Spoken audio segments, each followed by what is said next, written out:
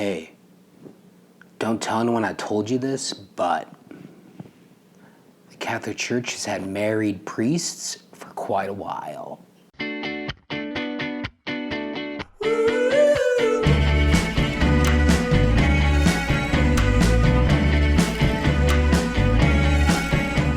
Okay, so I'm kind of joking, but I'm not.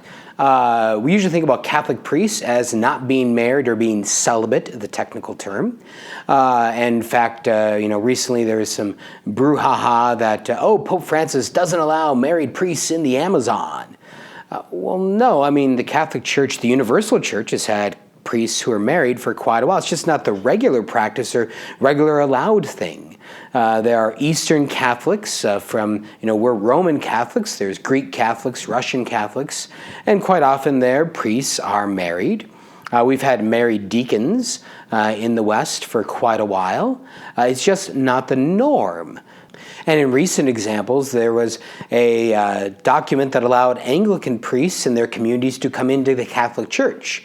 Anglican Church being English Christians who broke away from Rome under the leadership of King Henry VIII in the 16th century. But those priests, or those, I should say, ministers in those Anglican churches were allowed, with training, to receive ordination and function for their parishes when they brought a community with them into the Catholic Church. So, yeah, there's been exceptions for married priests for quite a while. So the standard is for Catholic priests to be celibate. Hi, that's me. Normal, everyday Catholic priest who's celibate. Why is a Catholic priest celibate? A Catholic priest is celibate in order to live in anticipation of the joys of heaven. I'm not celibate. I haven't forsaken marriage just so I can be more available for you. I haven't forsaken marriage just so I can be woken up to go to the hospital at 3 a.m, so I don't have to worry about my Friday nights being taken away from me, so I can be free in the evenings or the daytime or any time of the day. That's not the reason I've given up marriage. Marriage is a beautiful and a wonderful thing. It's a hard thing, it's a real thing, it's a tough thing, and it's a beautiful thing. I gave up marriage in order to live in anticipation of how we will all live in heaven in the resurrection. Yes, that's what it means to be celibate in that way, to be dedicated to the Lord.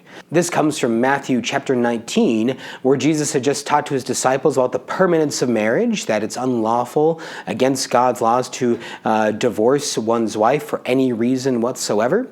And the disciples in response say, well, Lord, if that's the case, it's better not to be married. And Jesus says, well, that's the wrong thinking.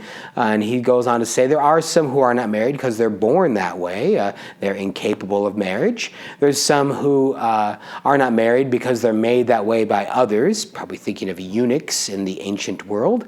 And then he says there are those who are not married for the sake of the kingdom of heaven. That's a priest. That's a consecrated religious sister and brother.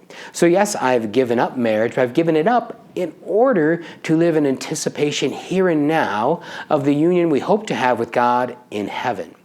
So as a priest, I'm not free just to do whatever I want. I should be free to serve the Lord, to pray, to devote myself in prayer, to bring myself and my needs and my hurts to the Lord, just as a husband might bring those things and should bring those things to his wife. So I build up that habit of bringing those things to the Lord first, to share with him my whole heart, my whole soul, my whole life. So don't feel sad for priests who have given up marriage. We know what we did going into it, and we know what we chose, what was offered to us. And it is rich and beautiful and good, even if it has challenges. But then again, that's marriage. Marriage is rich and beautiful and good, but it has challenges.